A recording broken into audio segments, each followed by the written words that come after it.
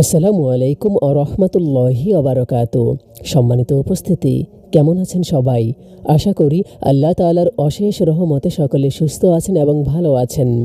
সম্মানিত উপস্থিতি, আমাদের সমাজে এমন অনেক ভাই বোন রয়েছেন যাদের বিভিন্ন চাওয়া পাওয়া রয়েছে। বিভিন্ন চাওয়া পাওয়ার জন্য আমরা অনেক আমল করি, কিন্তু দেখা যায় আমরা যে জিনিসটা আল্লাহ তাআলার কাছে চাচ্ছি সেটা যদি কবুল না হয়, সেটা যদি না পাই, তখন আমরা হতাশ হয়ে আশা ছেড়ে দেই। তো আজকের এই ভিডিওতে আমরা এমন একটি আমল সম্পর্কে জানব, যেই আমলটি করে আপনি যদি আল্লাহ তাআলার কাছে কোনো কিছু চান, তাহলে ইনশাআল্লাহ আপনার চাওয়া বৃথা যাবে না। আপনি যে জিনিসটাই চাইবেন ইনশাআল্লাহ সেটা যদি হালাল হয়, তাহলে আল্লাহ তাআলা আপনাকে সেটা দিবেনই। অথবা সেটা যদি আপনার জন্য কল্যাণকর না হয়, তাহলে এর থেকে উত্তম কিছু আপনি পাবেন। সুবহানাল্লাহ। তো সেই কি আমল? সেই আমলটি হচ্ছে ইসমে আজমের আমল। এই আমলটি এমন একটি আমল, যেই আমলটি সম্পর্কে রাসূলুল্লাহ সাল্লাল্লাহু আলাইহি ওয়াসাল্লাম বলেছেন, একদিন তিনি মসজিদে গিয়ে দেখতে পেলেন এক লোক বসে বসে দোয়া করছেন। তখন রাসূলুল্লাহ সাল্লাল্লাহু আলাইহি ওয়াসাল্লাম বললেন, এই লোক ইসমে আজম পড়ে দোয়া করেছে। এই দোয়া পড়ে কেউ যদি আল্লাহ তাআলার কাছে কোনো কিছু চায়, তাহলে আল্লাহ তাআলা তার চাওয়াগুলো কবুল করে দেন। সুবহানাল্লাহ। কি চমৎকার একটি বিষয়, তাই না? তো আমরাও কিন্তু ইসমে আজমের এই দোয়াটি পড়ে আল্লাহ তাআলার কাছে চাইতে পারি নিজের চাওয়াগুলো। ইসমে আজমের এই স্পেশাল দোয়াটি আমি ভিডিওর শেষ অংশে দিয়ে দিব, আপনারা সেখান থেকে মুখস্থ করে নেবেন ইসমে আজমের দোয়াটি। তো আমরা আগে জেনে নেই ইসমে আজমের এই দোয়াটি কিভাবে পড়তে হবে। ইসমে আজমের এই দোয়াটি আপনি যে কোনো সময় পড়েই আল্লাহ তাআলার কাছে দোয়া করতে পারেন। যখনই আপনি আল্লাহ তাআলার কাছে দোয়া করবেন, ইসমে আজমের এই দোয়াটি পড়ে আল্লাহ তাআলার কাছে দোয়া করবেন। তবে উত্তম কিছু সময় রয়েছে, যে সময়ে আপনি যদি ইসমে আজমের দোয়া পড়ে আল্লাহ তাআলার কাছে দোয়া করেন, তাহলে আপনার দোয়া কবুল হওয়ার সম্ভাবনা অনেকাংশে বেড়ে যায়। সুবহানাল্লাহ। তো কি সেই সুযোগগুলো? তার মধ্যে একটি হচ্ছে ফরজ নামাজ শেষে। ফরজ নামাজ শেষে যদি আপনি আল্লাহ তাআলার কাছে দোয়া করেন, তাহলে আপনার দোয়া কবুল হবে। কেননা সহিহ হাদিসে এসেছে, যে ব্যক্তি ফরজ নামাজ শেষে দোয়া করে তার দোয়া কবুল হয়। অর্থাৎ ফরজ নামাজ শেষে দোয়া করলে দোয়া কবুল হয়।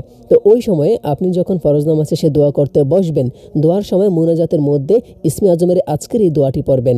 তারপর আপনি আল্লাহর কাছে চাইবেন, চোখের পানি ছেড়ে দিয়ে অন্তর থেকে চাইবেন। আল্লাহ তাআলা আপনার দোয়া ইনশাআল্লাহ কবুল করবে। তাহলে এখানে আপনি কয়টি সুযোগ পেলেন? একে তো ফরজ নামাজ শেষে দোয়া কবুল হয়, আবার দ্বিতীয়ত হচ্ছে ইসমে আজমের মাধ্যমেও কিন্তু দোয়া কবুল হয়। তাহলে একসাথে আপনার দুইটি সুযোগ হয়ে গেল। এবার আরও একটি স্পেশাল সুযোগ, যেটি আমাদের প্রত্যেকের জন্য খুবই গুরুত্বপূর্ণ, কিন্তু আমরা সেটা কাজে লাগাতে পারি না। আর সেই সময়টি হচ্ছে তাহাজ্জুদের সময়।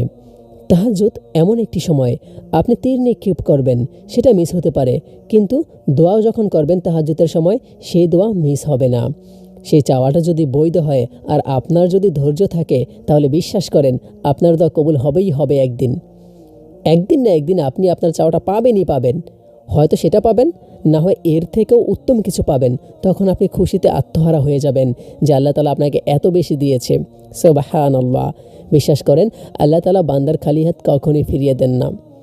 আপনার তো আল্লাহর কাছে চাওয়া, সেই আল্লাহই আপনাকে বলছেন যে আপনার খালি হাত ফিরিয়ে দিতে আল্লাহ সুবহানাহু তাআলা লজ্জাবোধ করে।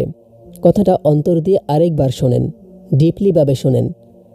আপনার যার কাছে চাওয়াগুলো, সেই আল্লাহই আপনাকে বলছে যে আপনার খালি হাত ফিরিয়ে দিতে তিনি লজ্জাবোধ করেন। তাহলে এরপরেও আমরা কেন হতাশ হয়ে যাই আর ভাবি আমার দোয়া আল্লাহ কবুল করবে না? তো আপনি আপনার সৃষ্টিকর্তার বিরুদ্ধে গিয়ে মত দিলেন, আপনার দোয়া আল্লাহ কবুল করবে না। অথচ আপনার সৃষ্টিকর্তা, আপনার রব আপনাকে বলছে যে তোমার খালি হাত ফিরিয়ে দিতে, আমার বান্দার খালি হাত ফিরিয়ে দিতে আমি লজ্জাবোধ করি। যেখানে আল্লাহ তাআলাই বলছে বান্দার খালি হাত ফিরিয়ে দিতে আমি লজ্জাবোধ করি, সেখানে আমরা হতাশ হয়ে যাই। সেখানে আমরা ভাবি আমাদের দোয়া কবুল হবে না। তাহলে আমাদের দোয়া কবুল হবে বা কীভাবে?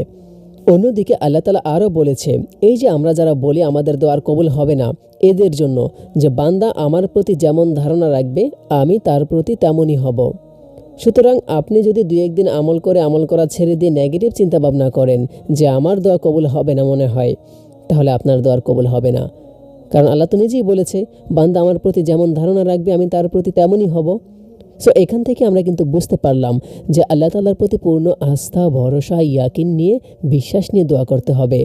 যখনই আপনি মুনাজাত তুলে আল্লাহর কাছে দোয়া করবেন, তখনই অন্তরে এটা রাখবেন যে আপনার দোয়া কবুল হয়ে গেছে, আপনার দোয়া আল্লাহ কবুল করবে।